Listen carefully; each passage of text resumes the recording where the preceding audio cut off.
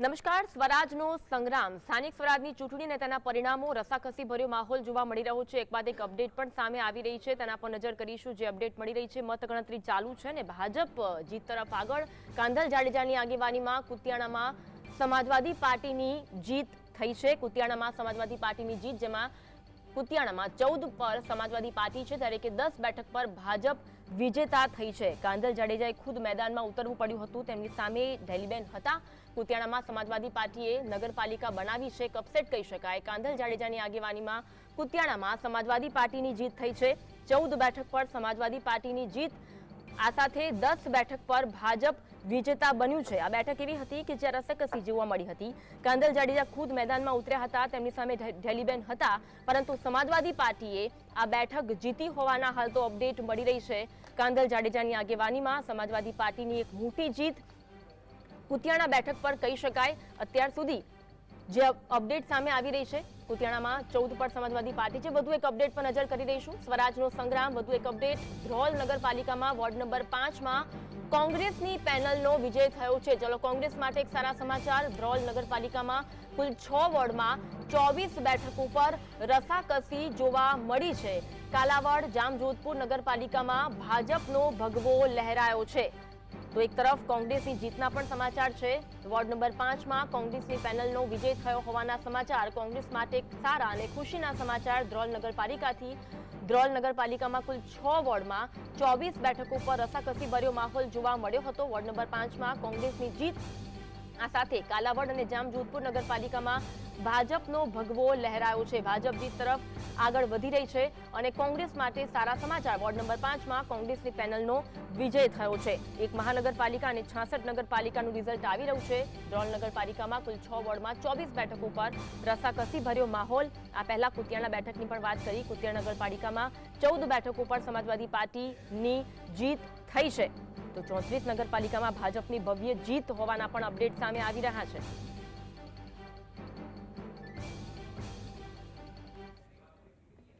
આજ અંગે વધુ વાત કરીશું. જામનગરથી અમારા સંવાદદાતા અર્જુન લાઈવ જોડાયા છે. અર્જુન, જે અપડેટ સામે આવી રહી છે, એક તરફ કુતિયાણામાં છે તે અપસેટ સર્જાયો છે. આ સાથે જે અપડેટ મળી રહી છે, રસાકસી ભર્યો માહોલ પણ જોવા મળી રહ્યો છે. શું અપડેટ છે લેટેસ્ટ?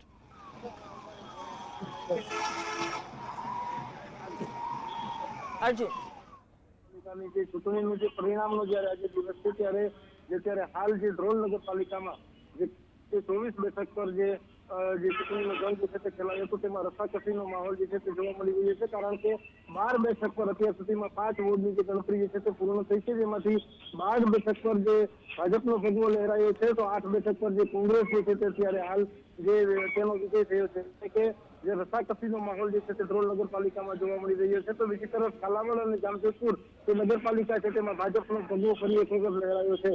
કાલાવડ નગરપાલિકામાં કુલ જે 28 બેઠકો છે, તેમાંથી 26 બેઠકો પર જે ભાજપનો વિજય થયો છે, તો બે બેઠક છે તે કોંગ્રેસના ફાળે ગઈ છે. તો જામજોધપુરમાં જે 28 બેઠકમાંથી જે 27 બેઠક જે છે તે ભારતીય જનતા પાર્ટીના ફાળે ગઈ છે. તો બીજી તરફ માત્ર એક જ બેઠક જે આમ આદમી પાર્ટીના ફાળે ગઈ છે. જે ત્યારે હાલ ધ્રોલ નગરપાલિકાના દ્રશ્યો હું આપને બતાવવા માંગીશ કે જે ત્યારે હાલ જે બંને પાર્ટી જે ત્યારે રસાકસીમાં જે છે તે ત્યારે માહોલ જે ચાલી રહ્યો છે તેને લઈ અને ક્યાંક ઢોલ લગાડા, તો ક્યાંક અત્યારે લોકો જે ત્યારે છેલ્લા બોર્ડની જે ગણતરીની જે પરિણામ જે આવવાનું બાકી છે, તો કે તે તમામ જે પરિણામ આવશે તે માટે હાલ કે લોકો જે છે તે દ્રશ્યો તે દેખાડી પ્રાપ્ત કરે છે. ઢોલ લગાડવા સાથે ત્યારે ઉત્સવની જે ઉજવણી જે છે તે સમજાયો છે એમ કે જે ધ્રોલ નગરપાલિકામાં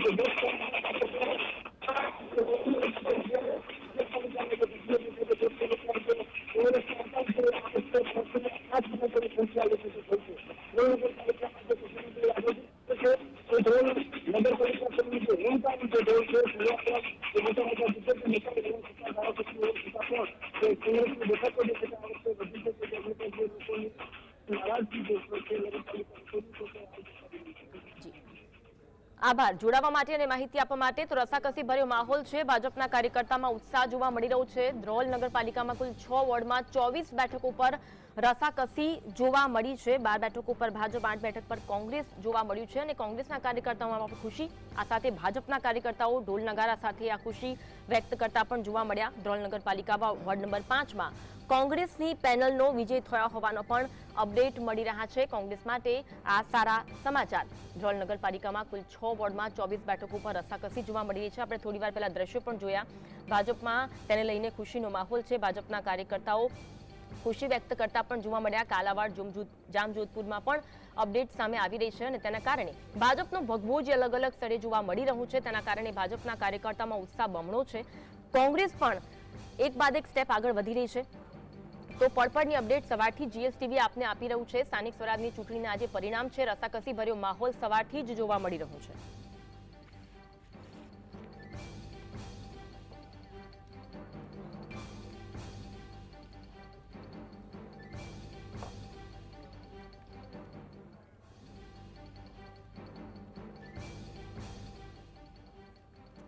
તો સ્થાનિક સ્વરાજનો સંગ્રામ છે અને એક બાદ એક અપડેટ સામે આવી રહી છે। આપણી સાથે મહાનુભાવો પણ જોડાયા છે। આપણી સાથે વિરમ દેસાઈ જેઓ કોંગ્રેસમાંથી જોડાયા છે, આ સાથે આપણી સાથે આમ આદમી પાર્ટીમાંથી રાકેશ હિરપરા જોડાયા છે અને રાજેશ ઠાકર જેઓ રાજકીય વિશ્લેષક છે। આપ ત્રણેયનું સ્વાગત છે।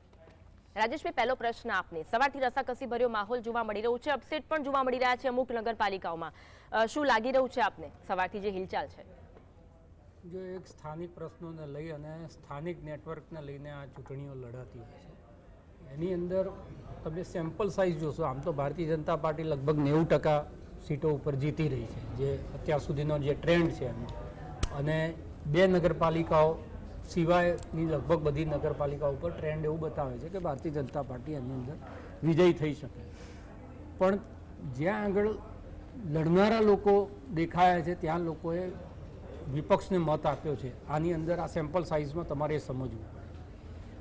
એ રાણાવાવનું હોય, કુતિયાણાવાળી સીટ હોય કે સલાયા નગરપાલિકાની વાત હોય, જ્યાં આમ આદમી પાર્ટી અને કોંગ્રેસ બેની વચ્ચે ત્યાં આગળ સ્પર્ધા ચાલી રહી છે। તો સવાલ એ છે કે લોકો સુધી, લોકોની સમસ્યાઓને લઈને જે લોકો હાજર રહ્યા છે એવા લોકો તરફ આટલા નાના સેમ્પલ સાઇઝમાં પણ જે વિપક્ષને વોટ મળી રહ્યા છે, એની અંદર એ દેખાઈ રહ્યું છે કે એવા લોકોને લોકોએ વોટ આપ્યા છે।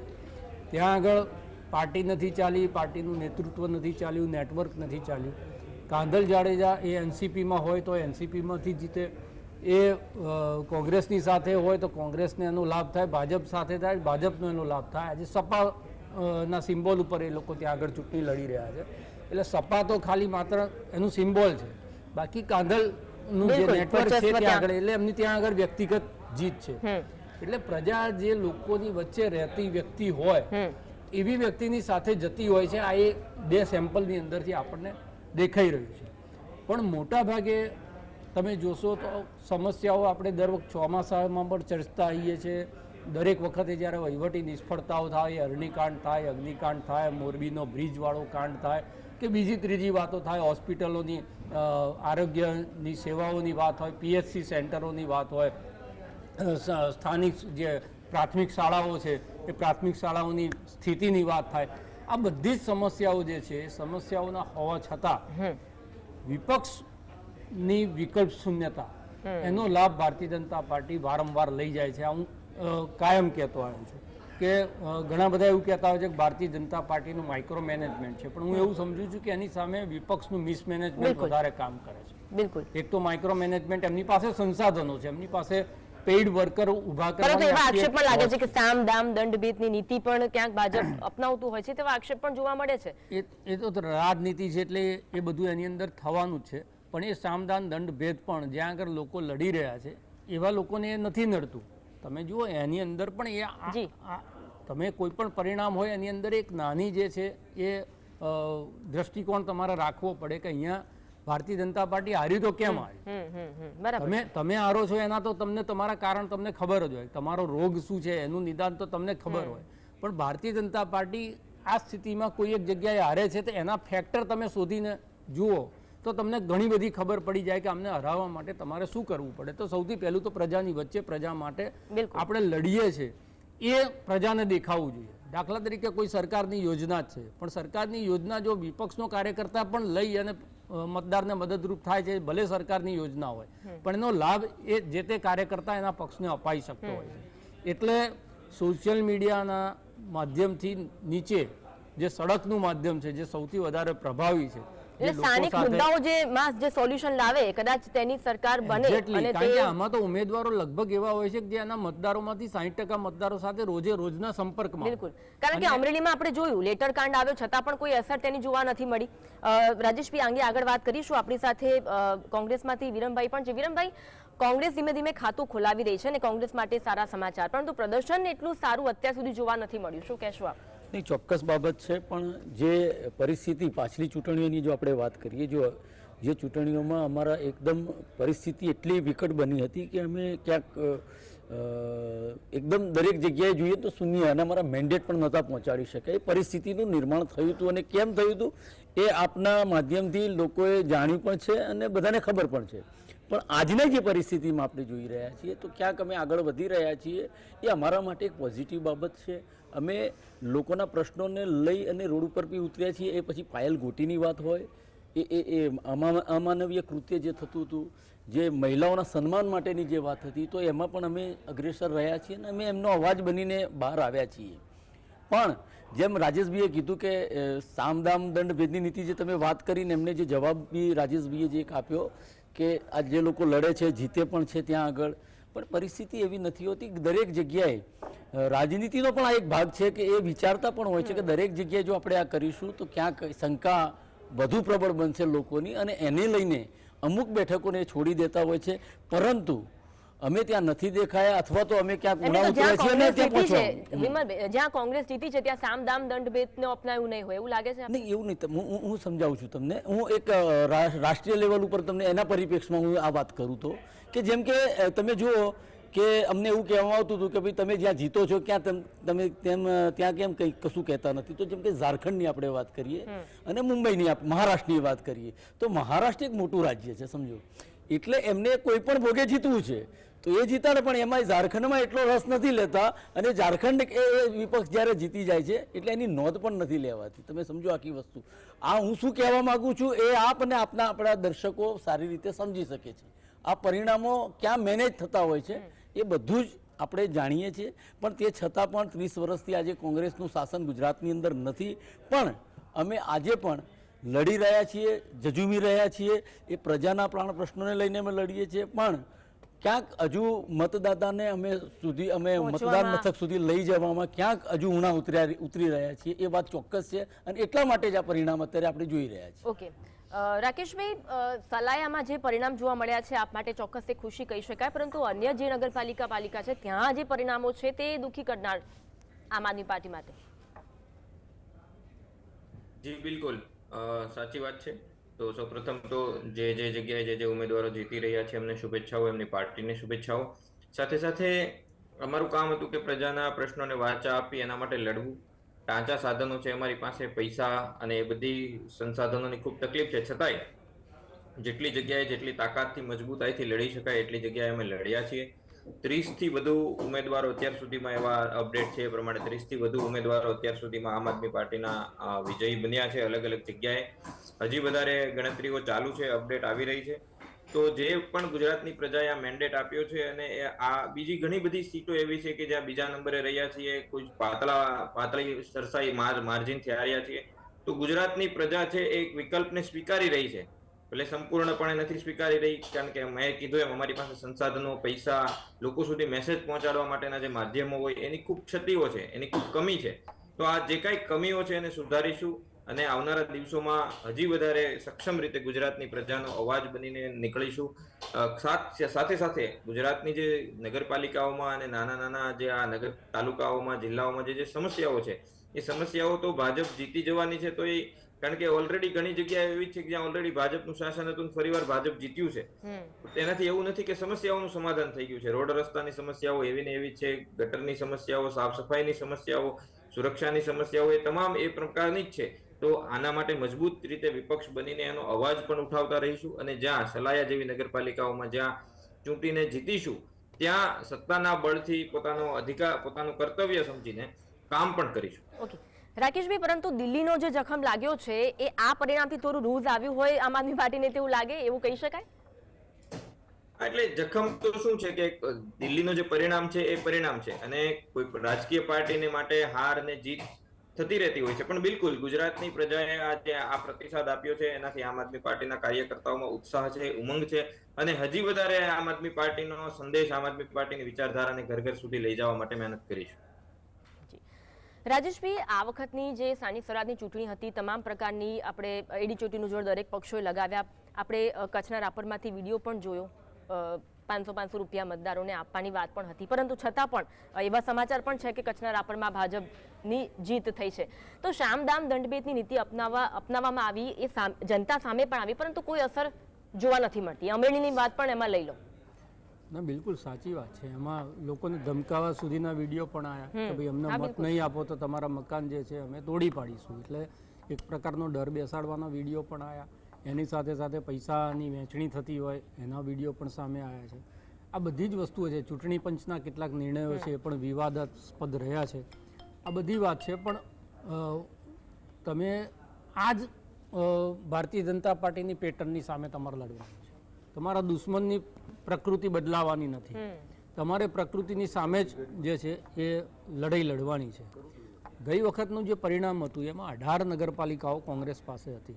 અત્યારે જે દેખાઈ રહ્યું છે એની અંદર અત્યાર સુધીના ટ્રેન્ડમાં એક પણ નગરપાલિકા કોંગ્રેસ જીતતી દેખાતી નથી. એનો મતલબ કે જે પાછળનું પરિણામ હતું એ પરિણામ કરતાં બહુ જ નબળું પરિણામ. અને 90% બેઠકો ઉપર જે દેખાઈ રહ્યું છે, 1090 બેઠક બીજેપી જીતી હોય અને સામે 178, એટલે 200નો આંકડો પાસ ના કરતી હોય, તો નગરપાલિકાઓમાં તમે સ્પર્ધા પણ નથી દેખાતી. કે ભારતીય જનતા પાર્ટીની સામે 24ની નગરપાલિકા હોય ને 11 કોંગ્રેસ જીતી હોય ને ભારતીય જનતા પાર્ટી સત્તા લઈ જાય તે સમજી શકાય. તો એ એક મજબૂત વિપક્ષની ભૂમિકા. કેટલી બધી નગરપાલિકાઓ એવી છે કે આની અંદર કોંગ્રેસનો કે વિપક્ષનો એક પણ ઉમેદવાર જીત્યો ના હોય. એવા પણ આંકડા. લગભગ 51 જેટલા અપક્ષો ચૂંટણી જીતી રહ્યા છે. હવે અપક્ષ કોંગ્રેસમાંથી ટિકિટ નહીં મળી અને લડેલા લોકો છે, ભારતીય જનતા પાર્ટીમાંથી લડેલા લોકો છે, એ તો એ જીત્યા પછી શું જાહેર કરે છે એના ઉપર. જેમ ગિરીશ કોટેચાનો પુત્ર ત્યાં આગળ હાર્યો, એની સામે જે કોંગ્રેસના ઉમેદવાર હતા જે પણ પરાજિત થયા, એમણે મતદાન મથકની બહાર આવ્યું, મતગણતરી કેન્દ્રની બહાર આવીને તરત જાહેરાત કરી કે હું ભારતીય જનતા પાર્ટીને જોઈન્ટ કરું છું. હા, એટલે આ સ્થિતિ પણ છે જ્યાં પાતળી બહુમતીથી ક્યાંક, એટલે હું 2015ને હંમેશા યાદ કરતો હોઉં. જિલ્લા તાલુકા પંચાયતમાં બહુ જ સારું પરિણામ કોંગ્રેસ મેળવ્યા પછી પણ મોટાભાગની જિલ્લા તાલુકા પંચાયતો એ લોકો જાળવી શક્યા નહોતા. આ બધા પણ કારણ હોય છે, પબ્લિકની વિશ્વસનીયતા નહીં મળવાના. બીજી વસ્તુ એ છે કે આમ આદમી પાર્ટી દાખલા તરીકે એક નગરપાલિકામાં ત્યાં આગળ જીતે છે તો એમના માટે એક પ્રોત્સાહક સાઇન એ છે કે એમની ટેલી 0 જ હતી. એ 0 ટેલીમાં એક, જેમ છત્તીસગઢની અંદર આમ આદમી પાર્ટી ત્યાં આગળ વિજય થયા એમના ઉમેદવાર, તો એને કેજરીવાલ પણ જે છે એ ટ્વીટ કરીને એમ કહે છે કે ભાઈ છત્તીસગઢમાં અમે એન્ટ્રી કરી. એવી રીતે નગરપાલિકા જીતવી તો નગરપાલિકામાં આમ આદમી પાર્ટી અને એવી રીતે પ્રોજેક્ટ કરી શકે પોતાના કાર્યકર્તાઓના પ્રોત્સાહન કરવા માટે, કે ગુજરાતની બહાર એક મેસેજ આપવા માટે કે અમે ગુજરાતની અંદર પહેલી વખત પ્રવેશ્યા છે ને એક નગરપાલિકામાં અમારું શાસન છે. પછી એ શાસન જે છે એને મોડેલ શાસન તમે બનાવી અને એને આગળ કેવી રીતે વધારો છે એ તમને સત્તા મળ્યા પછીની વાત છે. પછી કેવું થાય છે રાજેશભાઈ કે કામ કરવાના જ્યારે આવે ત્યારે કદાચ નથી થતા. દિલ્હીમાં પણ આપણે એ બાબતે ચર્ચા કરી ચૂક્યા છીએ. કામ જે ખરેખર કરવાના આવે તો કદાચ દબાણ વશ કે એ રીતે આક્ષેપ લાગતા હોય છે. આમ આદમી પાર્ટીના કાર્યકર્તાઓ એ રીતે આક્ષેપો કરતા હોય છે. ના, એટલે એ આક્ષેપ એમના જે છે આપણે દિલ્હીમાં તો જોયું જ છે કેવી રીતે ગવર્નર રાજ ત્યાં આગળ રહ્યું છે, કેવી રીતે કેન્દ્ર સરકારનો હસ્તક્ષેપ રહ્યો છે. એક નખ વગરની સરકાર હોય એ બનાવી દેવા માટે એની કોશિશ અને એને જે પણ યોજનાઓ હોય એ લોકો સુધી ના પહોંચે, આ બધું ત્યાં આગળ થયું. પણ તમે જો ફાઇટ જે છે એ ફાઇટમાં આમ આદમી પાર્ટી ત્યાં રહી છે. 44% જેટલો વોટ એને જાળવી રાખ્યો છે. એનો મતલબ કે પ્રજાની અંદરથી સાવ નથી ફેંકાઈ ગયા. અત્યારે આજે પરિણામ વિધાનસભા પછીના પરિણામ બતાવી રહ્યા છે એની અંદર એવું દેખાઈ રહ્યું. રાજેશભાઈ, આપણે રોકવા માંગીશ, એક અપડેટ પર નજર કરીશું. અપડેટ મળી રહી છે તેના પર નજર કરીએ. છોટાઉદેપુરથી અપડેટ. ભાજપના 6 ઉમેદવારની જીત થઈ છે. છોટાઉદેપુરમાં ભાજપના 6 ઉમેદવારની જીત થઈ છે, જે અપડેટ સામે આવી રહી છે છોટાઉદેપુરથી. તો રસાકસી ભર્યો માહોલ સવારથી જ અપડેટ જીએસટીવી આપતું રહ્યું છે. ગુજરાત સર્વ સમાજ પાર્ટીના 4, બસપાના 2, સપાના 3 ઉમેદવારની જીત થઈ હોવાના સમાચાર. કોંગ્રેસના 1 અને 4 અપક્ષ ઉમેદવારની જીત થઈ છે. છોટાઉદેપુરથી આ અપડેટ છે. તો આજ અંગે વધુ વાત કરીશું. સંવાદદાતા રફીક અમારી સાથે લાઈવ જોડાયા છે. રફીક, છોટાઉદેપુરમાં 6 ભાજપના ઉમેદવારની જીત થઈ છે, શું અપડેટ મળી રહી છે હાલ? આપણે પાલિકામાં કોંગ્રેસને ફાયદો થઈ રહ્યો છે. બીજી તરફ આપ તસવીરોમાં જોઈ રહ્યા છો ઉત્સાહ છે. અહીંયા તસવીરમાં જોઈ રહ્યા છો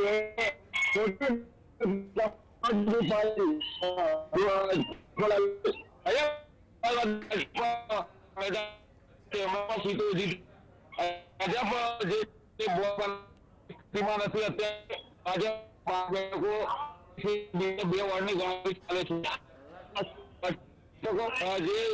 બોર્ડ બનાવવા માટે 14 થી વધારે બેઠકો ભાજપને જોઈએ છે તે બેઠકો મળી નથી. ત્યારે આમ આદમી પાર્ટીનો અહીંયા સફાયો થયો છે. આમ આદમી પાર્ટી એક પણ સીટ જીતી શકી નથી. અહીંયા કોંગ્રેસને ફક્ત એક જ સીટ મળી છે. અત્યાર સુધી છોટાઉદેપુર નગરપાલિકામાં કોંગ્રેસનો દબદબો રહેતો હતો. કોંગ્રેસ બોર્ડ બનાવતું હતું, પરંતુ ઇતિહાસમાં પહેલીવાર કોંગ્રેસનો સફાયો થયો છે છોટાઉદેપુર નગરપાલિકામાં. આપણે દ્રશ્યો બતાવીશું. બીજી તરફ સુરક્ષા વ્યવસ્થા વચ્ચે મતગણતરી થઈ રહી છે, ત્યારે અલગ અલગ પાર્ટીના લોકો, અલગ અલગ કાર્યકરો અહીંયા જોવા મળી રહ્યા છે. અહીંયા જીતની ખુશી પણ કેટલાક કાર્યકરો મનાવી રહ્યા છે. સાથે સાથે છોટાઉદેપુર નગરપાલિકા અત્યારે જોવા જઈએ તો કોઈ પણ પાર્ટીને સ્પષ્ટ બહુમતી મળતી નથી, એટલે અપક્ષોનો સહારો લેવો પડશે. અપક્ષોની મોટી સંખ્યા છે, જ્યારે 2 જૂથ છે તે અપક્ષોમાં ચૂંટાયા છે. અહીંયા બહુજન સમાજવાદી પાર્ટી અને સમાજવાદી પાર્ટી બંને કિંગ મેકર પણ બનશે, કારણ કે ભાજપને જો બોર્ડ બનાવવું હશે તો આ બે પાર્ટીનો સહારો લેવો પડશે. પરંતુ અહીંયાની પરિસ્થિતિ એક અલગ પ્રકારની છે. છોટાઉદેપુર નગરપાલિકામાં આપણે જે સમાજવાદી પાર્ટીના સમર્થકો છે તેમની સાથે વાત કરીશું. આ વખતે સમાજવાદી પાર્ટી જીતી છે, કયા કારણોસર જીતી છે?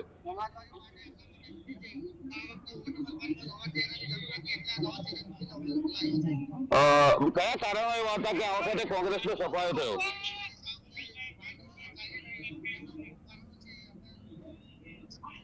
આપણી સાથે બીજા પણ કાર્યકરો છે, તેમની સાથે વાત કરીશું. જે કયા કારણોસર કોંગ્રેસ આ વખતે જીતી નથી અને સમાજવાદી પાર્ટી કયા કારણોસર જીતી? જી રફીક, જી બિલકુલ.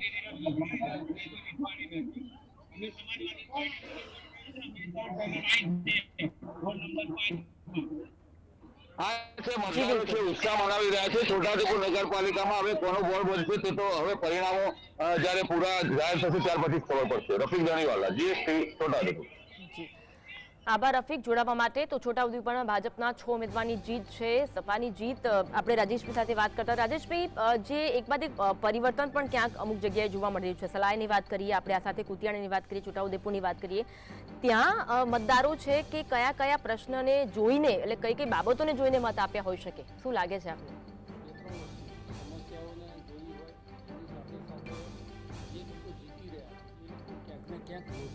કનેક્ટ કરતા હોય, એમની કોઈ પણ સમસ્યા હોય તો એમને લઈ અને એ લોકો નગરપાલિકા સુધી જતા હોય, એમના પ્રશ્નો ત્યાં આગળ પહોંચાડતા હોય, એનું સમાધાન શોધવાની કોશિશ કરતા હોય, તો જ જે છે એ ત્યાં આગળ એમને વિજય મળી શક્યો હોય. આની અંદર સત્તા પક્ષ છે, સત્તા પક્ષ પાસેથી વિપક્ષને સત્તા આંચકી લેવા માટેનો એકમાત્ર રસ્તો એ છે કે પ્રજાની સાથેનું એનું સંપર્ક અને પ્રજા સાથેનો એનો વિશ્વાસ.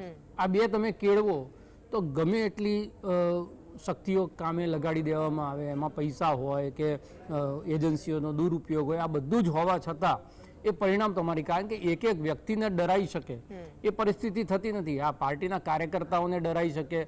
કી વોટર્સ જે શબ્દ આપણે કહીએ છીએ કે ભાઈ ગામનો સરપંચ છે કે ગામના જે 4-5 મોભી છે જેમની ઇન્ફ્લુઅન્સ લોકો સુધી હોય, પણ હવે એ પરિસ્થિતિ રહી નથી. ગામનો સરપંચ કેમ તોય ગામના લોકો એને વોટ નથી આપતા. એવા ઘણા બધા ઉદાહરણો આપણે જોઈ રહ્યા છે. દાખલા તરીકે શેરથાની અંદર, શેરથાની જે સીટ છે તાલુકા પંચાયતની ગાંધીનગરની વચ્ચે આવે, એ સીધી જે છે એ અમિત શાહના વિસ્તારની સીટ કહેવાય. તે છતાં ત્યાં આગળ કોંગ્રેસ જીતી શકી છે. તો એ સીટ જીતવા માટે પણ જેટલી મહેનત બીજી સીટ જીતવા માટે ભારતીય જનતા પાર્ટીએ કરી હશે, કે જે પ્રયત્નો કર્યા હશે સારા ખોટા, એ બધા ત્યાં પણ થયા હશે. આપણે આજે 2 નગરપાલિકાઓની ચર્ચા કરી રહ્યા છે, સલાયાની, એમાં તમે જુઓ પેલામાં તો ભારતીય જનતા પાર્ટી એક પણ સીટ નથી જીતતી. કાં તો આમ આદમી પાર્ટી જીતે છે, કાં તો કોંગ્રેસ જીતે છે. તો એક એવો વિસ્તાર પણ છે કે જેની અંદર પણ ભારતીય જનતા પાર્ટી આ તમામ બધા જ પ્રયત્નો કર્યા હશે, તે છતાં જે લોકો છે એ વિપક્ષ તરફ વળ્યા છે. એટલે સત્તા પક્ષ જે સત્તામાં છે એને બધું સમસ્યાના સમાધાન થઈ ગયા છે અને ગુજરાતમાં સોના નળિયા બધાના ઘરમાં થઈ ગયા છે અને કોઈ પ્રોબ્લેમ જ રહ્યા નથી એવું તો છે નહીં. 30 વર્ષના શાસન પછી આપણે જ ઘણા બધા મુદ્દા રોજ બરોજ ચર્ચતા આવીએ છીએ, ટીવીની માધ્યમથી ચર્ચીએ છીએ, આપણે આર્ટિકલોમાં લખતા આવીએ છીએ, બહુ બધી સમસ્યાઓ આપણે એની અંદર ઉજાગર કરતા આવીએ છીએ. પણ એ ઉજાગર સમસ્યાઓ જે કરવાની છે એ માત્ર ટીવી ડિબેટના માધ્યમથી નહીં, પણ એમાં સંગઠનના લેવલ ઉપર અર્બન અને સેમી અર્બન બે વિસ્તાર એવા છે કે જે ખાસ કરીને મુખ્ય વિપક્ષ જે કોંગ્રેસ છે એના માટે અછૂતા થઈ ગયા છે. કારણ કે એમનું જે નેટવર્ક હોવું જોઈએ, આજે ઘાટલોડિયા ની કોર્પોરેશનની એક પેટા ચૂંટણી હતી, આખા પશ્ચિમ વિસ્તારમાં કોંગ્રેસનું સંગઠન નબળું છે આપણે જાણીએ. રણનીતિ તમારે એવી બનાવવી પડે કે આખા અમદાવાદના જેટલા પણ કાર્યકર્તાઓ છે, અમદાવાદના જેટલા મોટા નેતાઓ છે, બધા ઘાટલોડિયામાં ઉતરી પડવું પડે અને ચૂંટણીનો એક એવો માહોલ બનાવવો પડે. હારજીત પછીનો વિષય છે, પણ એ ચૂંટણીનો, કારણ કે મુખ્યમંત્રીના વિસ્તારની સીટ અને એની અંદર પેટા ચૂંટણી થતી હોય ત્યારે તો તમારે આખું સંગઠન, માત્ર ઘાટલોડિયાનું નહીં, આખું સંગઠન જો દાડે દાડા થઈને ત્યાં ઉતરી પડે, લોકોના ઘર સુધી દિવસમાં 10 વખત 15 વખત લોકો જઈ શકે, પ્રચારમાં ક્યાંક ઉના તમે એ પ્રમાણે તમારો એગ્રેસિવ પ્રચાર કરો તો જ થાય. એ સીટ પણ 21,000 વોટથી ભારતીય જનતા પાર્ટી જીતી છે, લગભગ ડિપોઝિટ ગુમાવી પડી પરિસ્થિતિમાં કોંગ્રેસ ત્યાં આવી છે. એટલે જે પ્રયત્ન કરો તમે છોડી જ દો કે ભાઈ આ વિસ્તારમાં તો આપણે ગુલબાઈ ટેકરા છે કે આપણો વસ્ત્રાપુરનો વિસ્તાર છે કે સિંધુ ભવનનો વિસ્તાર છે, એની અંદર આપણને લોકો વોટ આપતા જ નથી. વોટ નથી આપતા, પણ તમારે એને એગ્રેસિવલી એક જ સીટ હોય ત્યારે આખા શહેરની તાકાત ત્યાં લડાઈ દેવી જોઈએ. અને એ જ્યારે તમે કરો ત્યારે લોકોને લાગે કે ના ભાઈ લડી રહ્યા છે. ભલે હાર જીત પછીનો વિષય છે, એ તો લોકશાહીની અંદર થતી રહેવાની છે, પણ લડતા જ્યારે તમે દેખાઓ ત્યારે લોકો તમારી સાથે. આ જ આપણે વિરમભાઈને પૂછીએ. વિરમભાઈ, જેમ રાજેશભાઈએ જણાવ્યું કે કદાચ પ્રચાર ઓછો પડે છે, મેનપાવર ઓછો પડે છે, શું કોંગ્રેસના આ ચિત્ર પાછળ શું કારણો જવાબદાર લાગે છે આપને? એ ચોક્કસ બાબત છે. રાજેશભાઈની વાત સાથે હું સહમત છું. એ બાબતે ક્યાંક અમે પ્રચારમાં ઉણા ઉતર્યા છીએ અને આ એ પરિણામ જે આવ્યું છે એના ઉપરથી ખબર પડે ને, લોકોને પણ ખબર છે. આપના માધ્યમથી કેમેરામેન લોકોએ જોયું, કેમેરાની આંખે લોકોએ જોયું પણ છે. પરંતુ વાત સાચી છે, કોંગ્રેસની જોડે આજે આટલા વર્ષોમાં જે સત્તા નથી ગુજરાતની અંદરની, અને જે રીતે લડી રહ્યા છે, જે લોકો પણ લડ્યા છે, જે જીત્યા છે, એ અમારી એમની બહાદુરીને હું સલામ કરું છું. આટલા પ્રેશર હોવા છતાં, એમના ઉપર આટલું દબાણ હોવા છતાં પણ એમને લડ્યા છે. પણ શહેરમાં અમારું સંગઠન ક્યાંક ઊણું ઉતર્યું છે. આ બાબતને લઈને ઘર સુધી જવામાં, પ્રચારમાં પણ અમે ઊણા ઉતર્યા છીએ. એ ચોક્કસ બાબત છે. અને એમાં કંઈક રાજનીતિ, આમાં ટીવીના પડદે બેસીને કંઈ ખોટી વાત કરવાની જરૂર નથી. આજે રાજકીય વિરમભાઈ, એક મિનિટ આપણે રોકવા માંગીશ. અપડેટ મળી રહી છે આપને, આગળ આપણી સાથે વાત કરીએ. અપડેટ મળી રહી છે પોરબંદરથી. પોરબંદરમાં પ્રતિષ્ઠાના જંગમાં કાંધલ જાડેજાનો દબદબો જોવા મળ્યો છે. પોરબંદરમાં કાંધલ જાડેજાનો દબદબો છે. રાણાવાવ અને કુતિયાણામાં સમાજવાદી પાર્ટી ભાજપને ભારે પડી હોય તેવું જોવા મળી રહ્યું છે. કાંધલ જાડેજાએ ભાજપ અને ઢેલીબેન ઓડેદરા સામે દબદબો હોવાનું સાબિત કરી બતાવ્યું છે. કુતિયાણામાં સપાએ 14 અને ભાજપે 10 બેઠક પર જીત મેળવી છે, તો રાણાવાવમાં 24માંથી 16 બેઠક પર સમાજવાદી પાર્ટીએ કબજો કર્યો છે. આજ અંગે વધુ વાત કરીશું. વિપુલભાઈ અમારી સાથે લાઈવ જોડાયા છે. વિપુલ, જે પરિણામ સામે આવી રહ્યા છે, શું અપડેટ છે તેને લઈને? હા, ચોક્કસ જોડે છે કે કુતિયાણાની અંદર છે જે કાંધલ જાડેજા અને ઢેલીબેન વચ્ચે જે સામી લડાઈ હતી તેમાં કાંધલ જાડેજાનો વિજય થયો છે. 24માંથી 14 જેટલી સીટો છે તે કાંધલ જાડેજાએ તથા તેના ભાઈએ કાંધલ જાડેજાએ કબજો કરી છે અને માત્ર 10 સીટો ભાજપને મળી છે. પરંતુ અહીંના લોકો છે તે ભાજપથી નારાજ નહીં, પરંતુ ઢેલીબેનથી નારાજ એવું તેવું સામે આવ્યું છે. આ ઉપરાંત છે તે કાંધલ જાડેજા છેલ્લી 3 ટર્મથી આ જ વિસ્તારના ધારાસભ્ય છે, જેને લઈને એક મોટો ફાયદો થયો હોય એવું લોકોનું માનવું છે ને તેને લઈને જ લોકોએ મત આપ્યા છે અને કાંધલ જાડેજાને જીતાડ્યા છે. જી, આભાર જોડાવા માટે અને માહિતી આપવા માટે. આગે વાત કરીશું. રાજેશભાઈ, આપને સવાલ કરવા માંગીશ. કુતિયાણામાં જે ચિત્ર આવી રહ્યું છે, કાંધલ જાડેજાનો દબદબો જોવા મળી રહ્યું છે આ બેઠક પર, આ નગરપાલિકામાં. એ તમે એટલે જ મેં પહેલા કીધું કે એની અંદર સપાની ચર્ચા કરવી એના કરતાં વ્યક્તિગત રીતે કાંધલ જાડેજા જે છે એની પોતાની વ્યક્તિગત એ જીત છે. એક તો એમનો રાજકીય વારસો, બહુ વર્ષોથી એમનો દબદબો ત્યાં આગળ રહ્યો છે અને આ વખતે તો લગભગ પરિવારની લડાઈ જેવું હતું, કારણ કે ઢેલીબેન ઓડેદરા એમની સામે હતા અને આ બાજુ કાંધલ જાડેજા હતા અને એમાં આપણને ખબર છે કઈ પ્રકારના એકબીજા સામે નિવેદનો પણ થયા. અને એટલે પણ કાંધલ જાડેજાને તમે જોશો તો એમની છબી જે હોય દબંગ તરીકેની, જેમ વિઠ્ઠલ રાદડિયાની છબી હતી, એવી રીતે એમની દબંગ તરીકેની છબી છે, પણ એ એટલે રોબિન હુડની જેમ કામ કરવાવાળા જે નેતાઓ હોય છે એ પ્રકારની એમની ઓળખ છે કે એ કલેક્ટરને ધમકાવતા હોય, પોલીસવાળાને ધમકાવતા હોય કે એ ક્યાંય દાદાગીરી કરતા હોય, પણ પ્રજાના પ્રશ્નોને લઈને કરતા હોય અને પ્રજાને એવા લોકો ગમતા હોય છે કે ભાઈ કોઈનો કોલર ઝાલીને ભાઈ આનું કામ છે 24 કલાકમાં તાર થઈ જવું જોઈએ. આ રીતે પ્રજાની સાથે કનેક્ટ રહ્યા છે અને એ કનેક્ટિવિટી જે છે એ જ એમને કોઈ પણ પાર્ટીનો સિમ્બોલ બદલે. એટલે મેં આગળના ઉદાહરણો આપ્યા. એમણે એનસીપીમાં બી ગયેલા છે, એ અત્યારે સપામાં પણ લડી રહ્યા છે, એ અપક્ષમાં પણ ઘણી વખત લડ્યા છે, પણ એ દરેક વખતે સફળ એટલા માટે થાય છે કે એમણે એમનું એક વ્યક્તિગત રાજકારણ જે છે પાર્ટીઓના રાજકારણથી મોટું બનાવ્યું છે.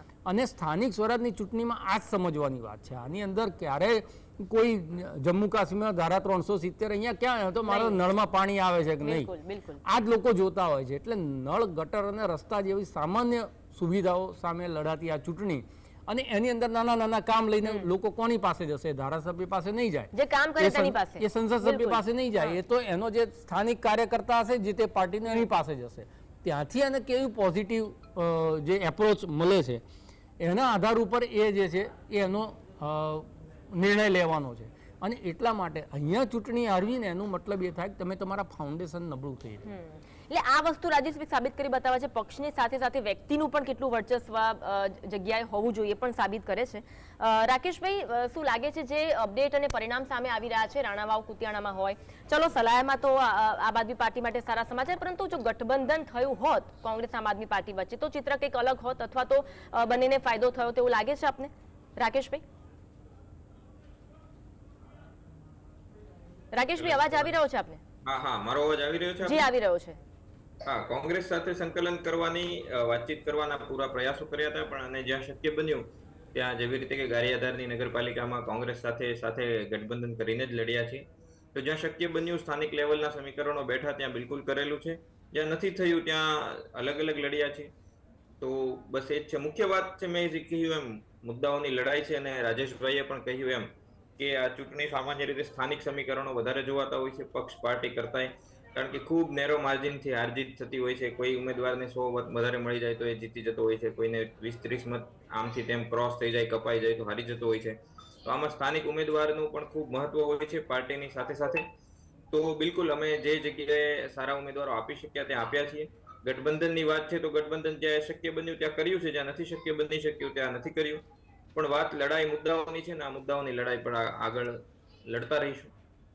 ઓકે, આશા છે. ચલો વિરમભાઈ, આપ કહેતા હતા ને જેમ રાજેશભાઈ જણાવ્યું કદાચ મેનપાવરની કમી હોય, પ્રચારમાં ક્યાંક ઉણા ઉતર્યા હોય, જે કોંગ્રેસનું પ્રદર્શન અત્યાર સુધી જોવા મળ્યું છે, આપ કહેતા? ચોક્કસ હું સ્વીકારું છું કે ત્યાં અમારા ક્યાંક પ્રચારમાં ઉણા ઉતર્યા છીએ અથવા તો મતદાતાને અમે મતદાન મથક સુધી લાવવામાં ઉણા ઉતર્યા છીએ. આ બહુ ચોક્કસ સ્પષ્ટ વાત છે.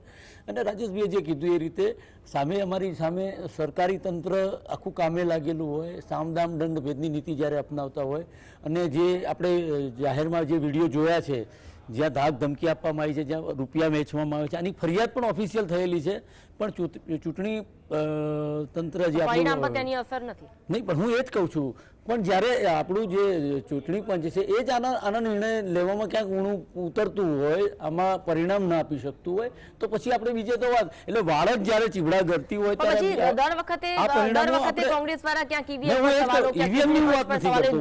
એ વિધાનસભાની હોય, લોકસભાની હોય, બધામાં આનું આ જ આવતું હોય છે. ક્યાંય આપણે મનોમંથન કર્યું પક્ષે ક્યારે? એમ મનોમંથન થતું હોય પાર્ટી લેવલે, દરેક કોઈ ભારતીય જનતા પાર્ટી હોય અથવા તો કોંગ્રેસ હોય કે કોઈ પણ પાર્ટી હોય, આમ આદમી પાર્ટી હોય, જ્યારે આ વખતે પરિવર્તન જોવા મળ્યું છે એટલે જનતા બધું જુએ છે. જેમ કે હું તમને જુનાગઢનો દાખલો આપું કે જુનાગઢની અંદર અમારી એક જ બેઠક હતી ને પાછળથી પેટા ચૂંટણીમાં અમે 2 જીત્યા હતા અને 3 થઈ હતી.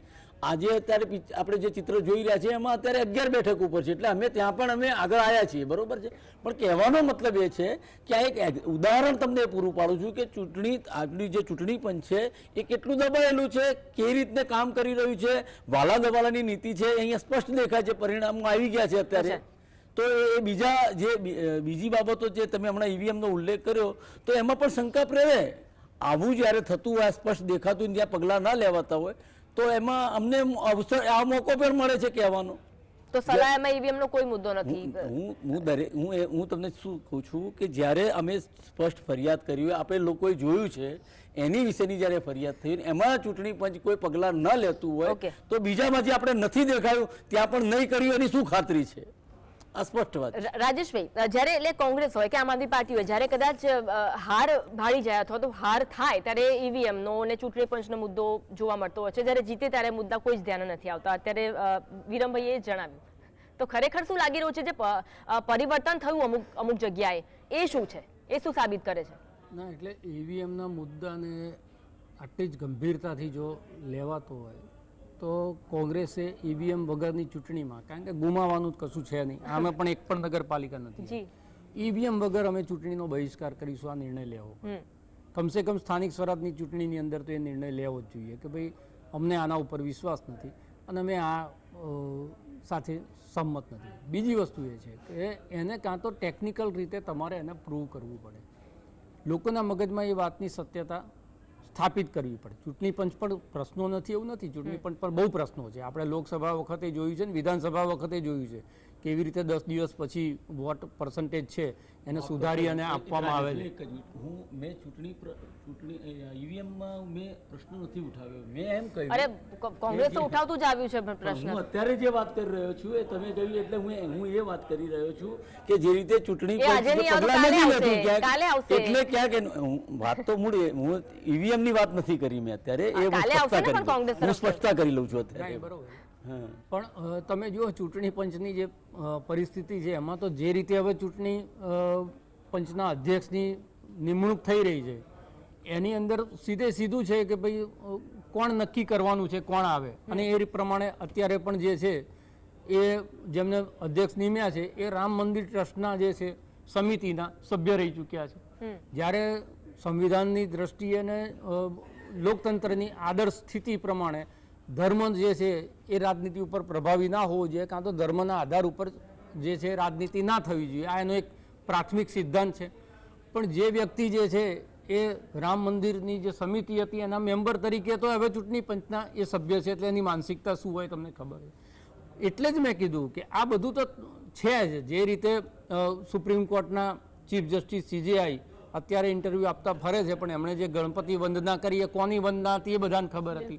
ઇલેક્ટ્રો બોન્ડ ઉપર સુપ્રીમ કોર્ટે કઈ રીતનું એનું વર્ડિક્ટ આપ્યું, પ્રશ્નો ઘણા બધા છે. અને એના કારણે જે ઈડી છે, CBI છે, ન્યાયતંત્ર છે, ચૂંટણી પંચ છે, જેટલી લોકતંત્રના પિલર્સ છે, ઇવન મીડિયા પણ છે, મીડિયા છે એટલે પત્રકારો છે, આ બધા જ લોકોની જે ભૂમિકા છે એ ભૂમિકા લોકતંત્રને નબળી કરવા માટે કેટલી પ્રભાવી છે એના અનેક ઉદાહરણો આપણી પાસે છે. તે છતાં મેં એ જ કીધું, અંગ્રેજો જ્યારે દેશ ઉપર શાસન કરતા હતા ત્યારે શું તમારી પાસે હતું?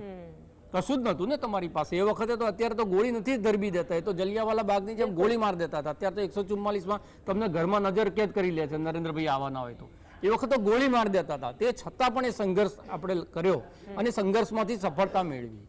તો તમારે એ જ રીતે લડવું પડે કે અમારે તમામ શક્તિઓની સામે લડવાનું છે, અને એની પાસે જેટલા પણ સિપાહીઓ બાકી રહ્યા છે તમારે સૌથી પહેલા તો સંગઠનમાં માથે કફન બાંધી અને નિસ્વાર્થ રૂપે સત્તા આવે કે ના આવે, સત્તા જેનો પ્રાણવાયુ હોય એવા નેતાઓ હોય તો એમને પણ હાથ જોડી અને કહી દેવું પડે કે ભાઈ હવે તમે વિદાય લો, તમારે નથી લડવું તો તમે સત્તા પક્ષે જતા રહો, કાં તો તમે રાજનીતિમાંથી મુક્ત થાવ. આ દબાણ સંગઠનની અંદર જે લડવા માંગે છે જે લોકો, કારણ કે દેખો ટીવી ડિબેટ ઉપર તો આવીને તો અત્યારે શક્તિસિંહ જવાબ નથી આપી રહ્યા, નથી ભરતસિંહ સોલંકી જવાબ આપતા. એ વખતે તો નાના એના જે પ્રવક્તાઓ છે, એમના કાર્યકર્તા છે, પાનના ગલ્લે પણ જે લોકો ચર્ચા કરે છે એનો જવાબ કોણ આપે છે? તો પાર્ટીનો સામાન્ય કાર્યકર્તા. આ જે ચૂંટણી છે રાજેશભાઈ સ્થાનિક સ્વરાજની, એ નાના નેતાઓને નાના કાર્યકર્તાઓને આગળ કરવા માટેની ચૂંટણી છે. એક્ઝેક્ટલી. હવે એમાં તમે ધારાસભ્ય નગરપાલિકા લડવા જાય એટલે તમારે રિફ્રેશમેન્ટ બટન ક્યાંક દબાવવું પડે.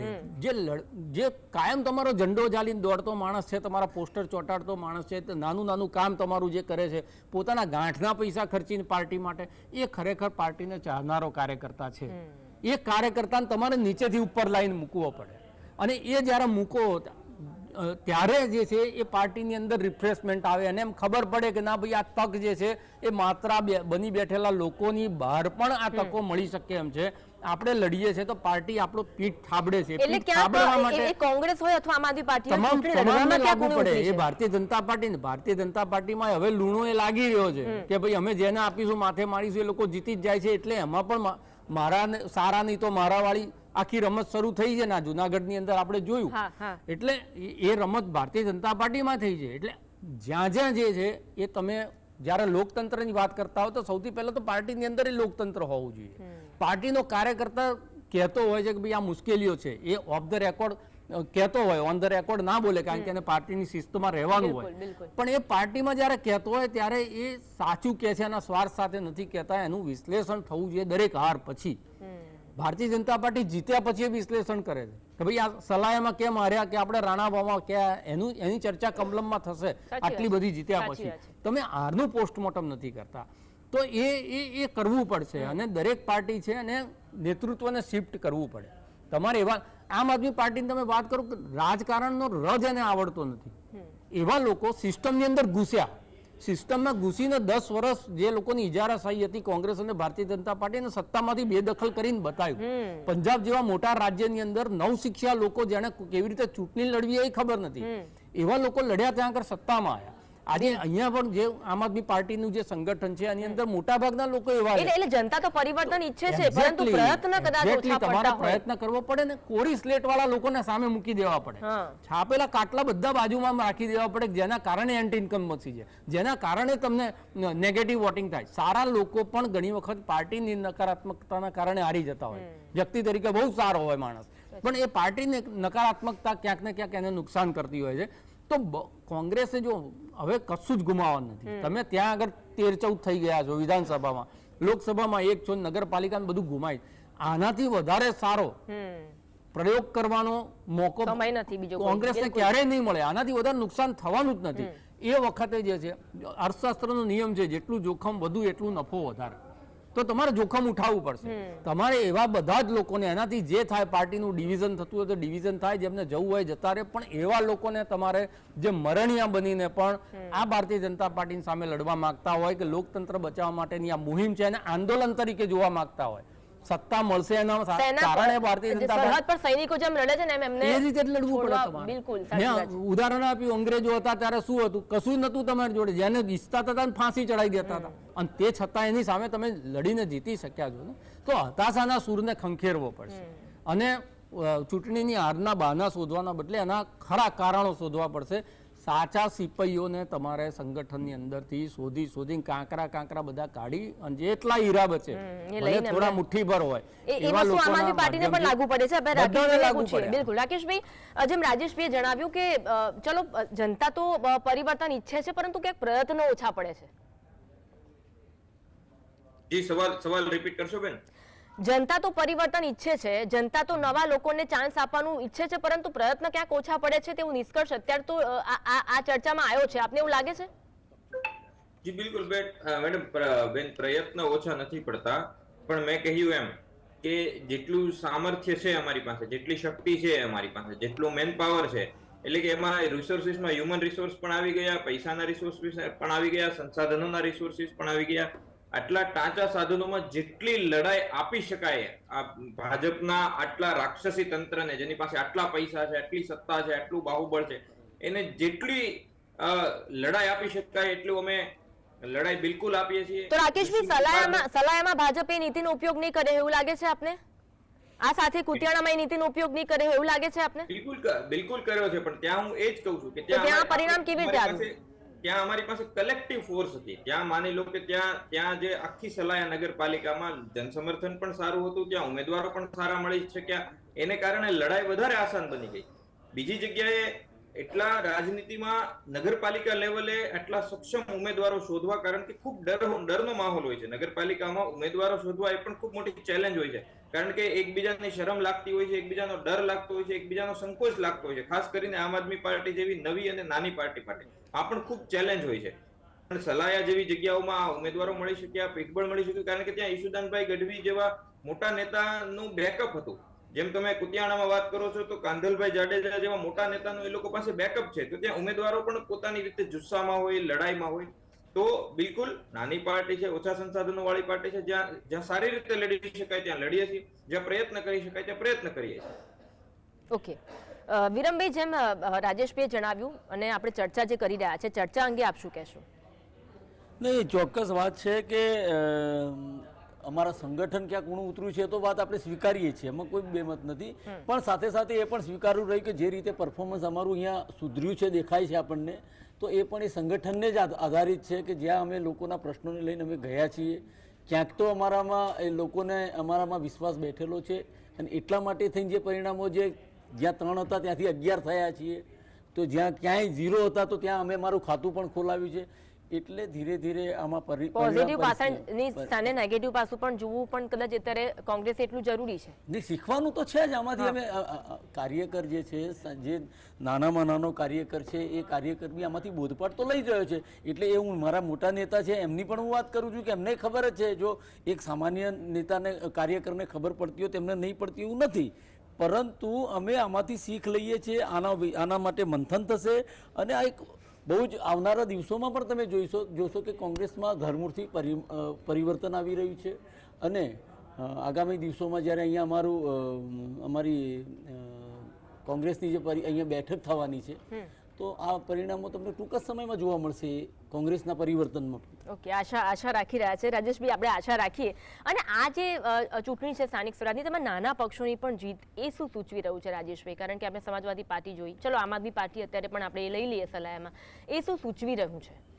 ના, એટલે લોકો વિપક્ષ તરીકે સત્તા છે એની વિરુદ્ધનો જ વોટ હોય છે. ભારતીય જનતા પાર્ટી પાસે આજે વોટ છે તો એ 50% સુધીનો વોટ એની પાસે છે, બાકીનું 50%નું તો ગ્રાઉન્ડ ખાલી જ છે. એ કાં તો વોટ નહીં આપનારો વ્યક્તિ છે એ પણ એ પ્રકારે સત્તાની વિરુદ્ધની અંદર પોતાની નિરાશા જ વ્યક્ત કરે છે.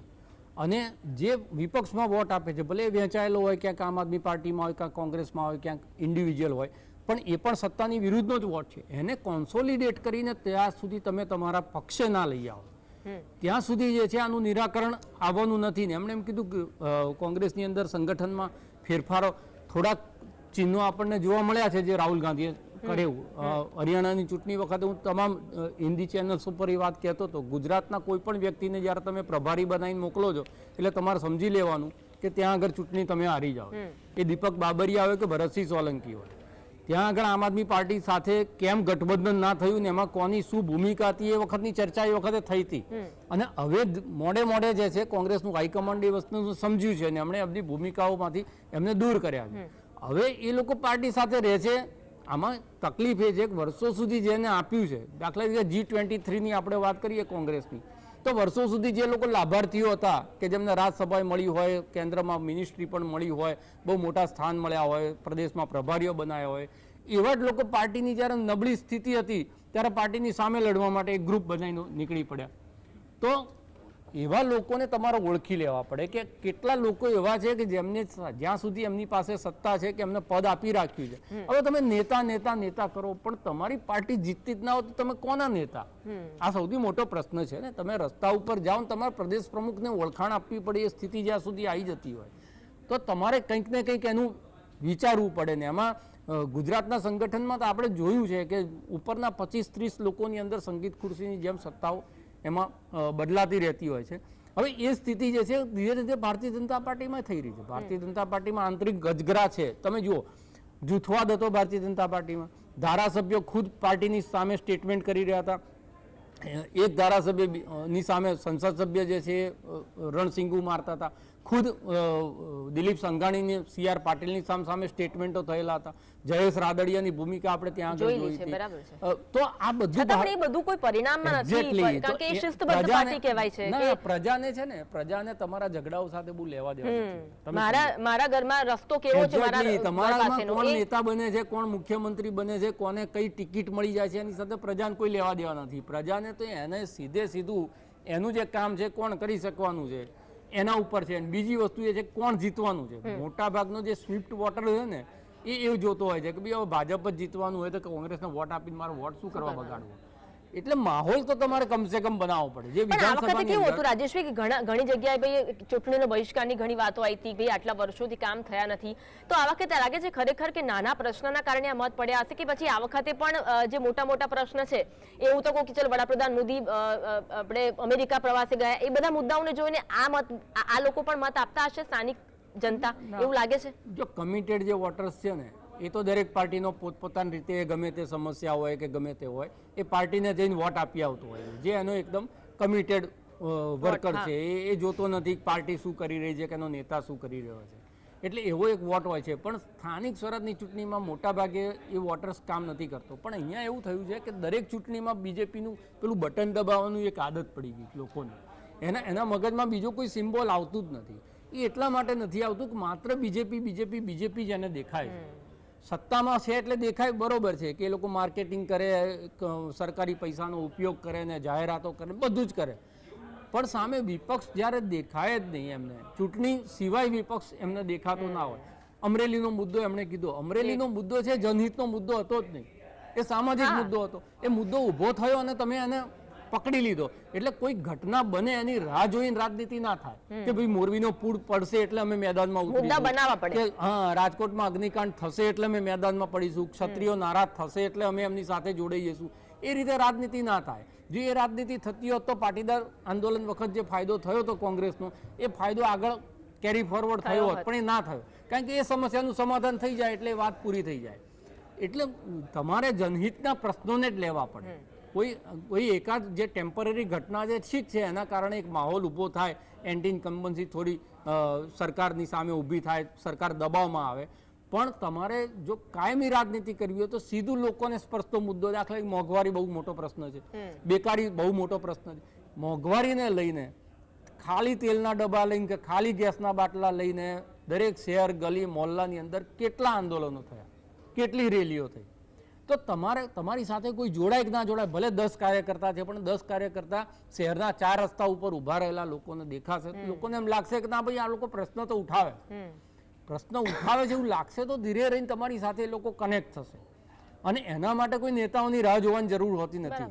જે ધારાસભ્ય લેવલનો જેને ટિકિટ લેવી છે, આવતી વખત જેને ચૂંટણી લડવી છે, એ પોતે પોતાના સંગઠન જે છે ત્યાંને સાથે લઈને એના સ્થાનિક પ્રશ્નોને લઈને મેદાને પડી જાય એટલે જે છે લોકો એની સાથે ઓટોમેટિક જોડાઈ જતા હોય છે. અને પ્રજા નથી જોડાતી એવું નથી, પ્રજા તમારી સાથે જોડાતી જ હોય છે. પણ થાય છે એવું કે જે મુદ્દો તમે લીધો છે એ હંગામી મુદ્દો, એ મુદ્દાનું સમાધાન થઈ જાય છે એટલે પ્રજાનો રોષ છે. એટલે આમાં તમે જો અદાણી અંબાણીનો મુદ્દો લઈને ફરશો આ ચૂંટણીમાં તો કદાચ કોઈ જ ફરક નથી પડવાનો. અદાણી અંબાણી, કોરોના, આ બધા જ મુદ્દાઓ બધી ચૂંટણીઓમાં ચર્ચાઈ ગયા. કોવિડ જેવી મિસમેનેજમેન્ટ વાળી પરિસ્થિતિ પછી પણ, એટલે જ ભારતીય જનતા પાર્ટી, એટલે હું કાયમ કહું છું કે તમે લોકો તમને મત આપે છે એટલે તમને મત આપવાનો અધિકાર નથી મળી જતો.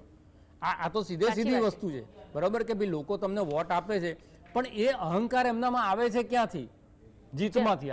અમે ગમે અત્યારે પણ આ ચૂંટણી જીત્યા પછી એ લોકો એમ જ કહેશે કોઈ સમસ્યા જ નથી, ક્યાંય ગટર ઉભરાતી જ નથી, ક્યાંય રસ્તામાં ખાડા પડતા નથી, કોઈના નળ જે પાણી વગર રહ્યા, નળ સે જળ યોજના પછી એ નળ કેટલા નળ સુધી પહોંચ્યું એ સવાલ પછી બાજુમાં જતો રહે. પછી લોકોને એ બધી સમસ્યાઓ છતાં લોકો અમને મત આપે છે એનો મતલબ કે સમસ્યા નથી.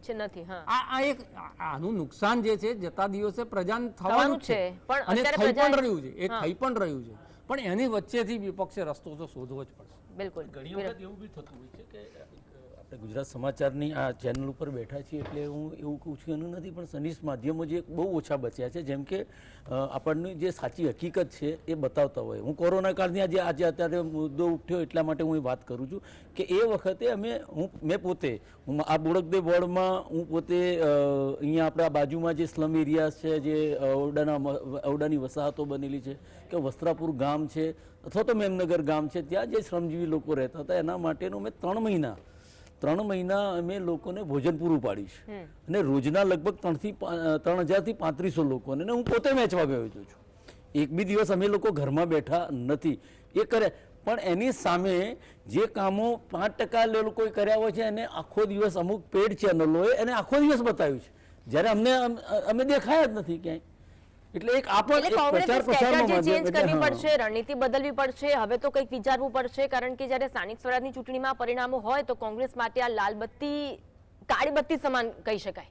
ચલો લાલ બત્તી પણ નહીં. ની ચોક્કસ બાબત છે. આમાંથી રાજેશભાઈ તો એક પબ્લિકમાંથી આવતા વ્યક્તિ છે અને પબ્લિકનો અવાજ છે, અને હું એમને આ મંચથી એમને ખાતરી આપું છું કે તમને આવનારા દિવસોમાં કોંગ્રેસનું એક સંગઠન મજબૂતી રીતે બહાર આવે છે, અને કોંગ્રેસ જે પ્રજાના પ્રાણ પ્રશ્નો છે એને વાચા પર રોડ ઉપર પણ આવશે. આ ચોક્કસ બાબત છે. ક્યાંક અમે શરૂઆત તો કરવી જ પડશે. નહીં છે અને કર્યા છે, પણ મેં હજી હમણાં ત્યાં ઉલ્લેખ કર્યો જી. કે માધ્યમોથી જે પ્રચાર પ્રસારનો જે માધ્યમ છે ત્યાં અમને ક્યાંક જગ્યા નથી મળી, અને અપેક્ષા રાખું રાજકારણમાં જગ્યા મળતી નથી, જગ્યા છીનવવી પડતી હોય છે. એ તો કદાચ તમે જાણતા જ હશો. જીએસટીવી જેવી સનિષ્ઠ માધ્યમ સંસ્થાઓ જે બહુ ઓછી છે, બચી છે, કે જે બતાવે છે સત્ય હકીકત જે છે પ્રજાના પ્રાણ પ્રશ્નોને એક સવાલ તરીકે એ વિરોધ પક્ષની જવાબદારી હોય છે ને, જવાબદારી પત્રકારની નિભાવતા હોઈએ ભૂમિકા છે. જે છે હંમેશા વિરોધ પક્ષની હોય છે, અને એ ગુજરાત સમાચાર આ માધ્યમથી હું કહું છું, ગુજરાત, અને બહુ જવાબદારીપૂર્વક કહું છું કે ગુજરાત સમાચારે જે પ્રશ્નો ઉઠાવ્યા છે, હું એના અખબાર તમે ઉપાડીને જોઈ લો તો એમાં પણ